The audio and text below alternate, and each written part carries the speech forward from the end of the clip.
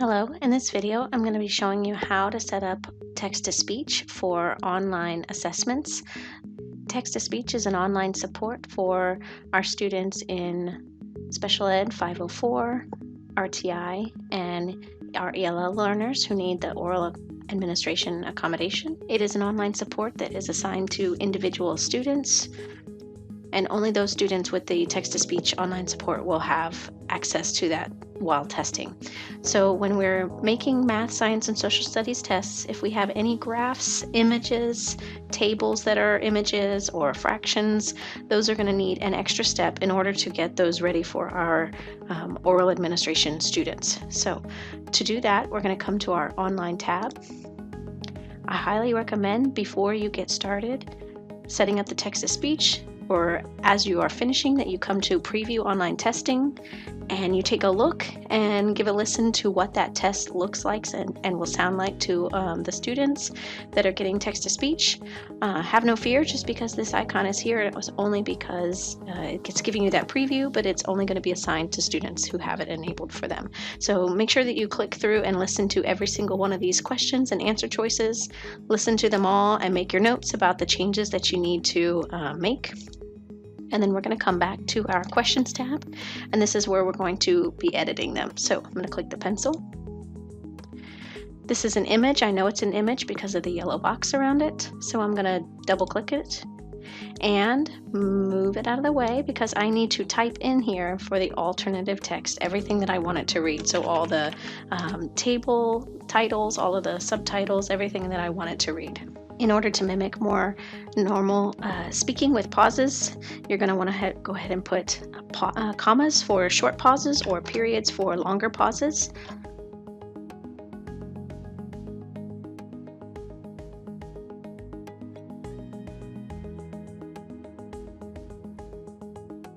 And when you're finished, you press OK. If there are any images in the answer choices, you'll also be double-clicking and assigning alternative text for those as well.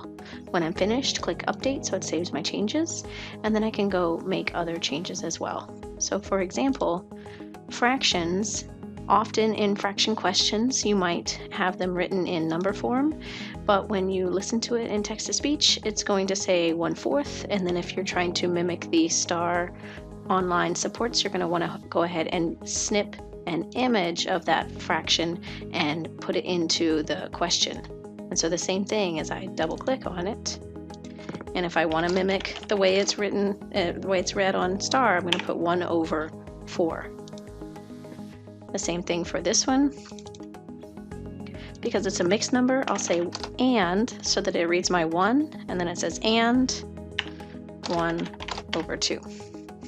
In order to insert an image, so for example, if I want to change out this 1/2 to the image 1/2, I can delete that fraction, have my cursor where I want it, come up to my image options, I'm going to upload it, and then you've got to drill down in the file to find where you have your image saved.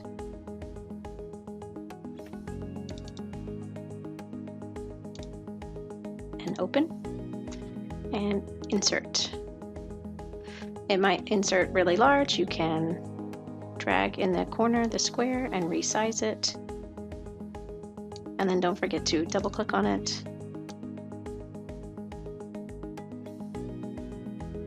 If you want those to look a little bit better, maybe look a little bit more in line with the whole number, I can go up to the top and do this subscript. That's just a little trick. Kind of brings it down with it. Make it a little bit easier to see right here. I selected my image subscript, and then it makes it look a little bit more in line with the rest of my text. And then I click Update. So those are fractions.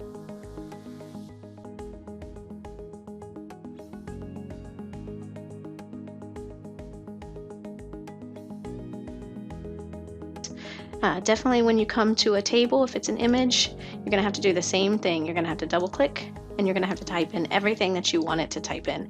It's definitely recommended if you have this test question like in a Word document and you have access to the actual text in the table, definitely copy paste that in instead of having to type in all of this text. But once you got that alternative text, you'd hit OK and Update.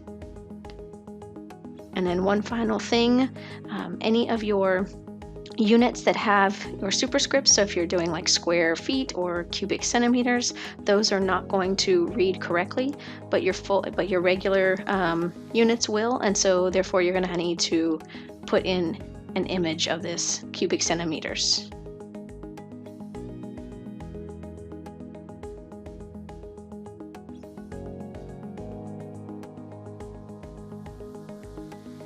And then don't forget to double click and type in the full thing that you want it to read for your alternative text. Press OK and update. So that's how you check your text-to-speech. Definitely go back on the online tab and click Preview Online Testing to make sure that it all sounds the way you want it to be read.